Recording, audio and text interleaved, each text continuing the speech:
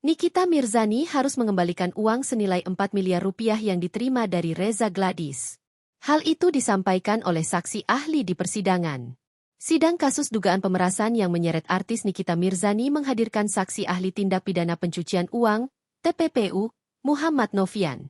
Ia menegaskan bahwa uang senilai 4 miliar rupiah yang diterima Nikita dari Dr. Reza Gladys harus dikembalikan. Hal itu sesuai ketentuan hukum yang berlaku.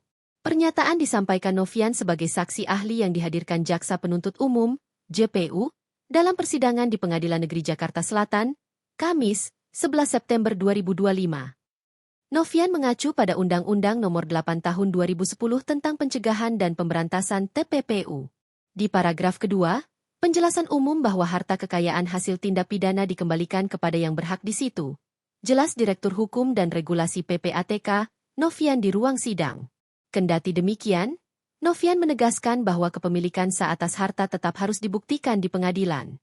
Pembuktian dijalankan sesuai prosedur hukum yang berlaku. Selain itu, ia juga menegaskan bahwa artis 39 tahun tersebut masih memiliki ruang untuk membuktikan bahwa uang yang diterimanya bukan merupakan hasil pencucian uang. Akan tetapi, pihak Nikita harus membawa bukti kuat.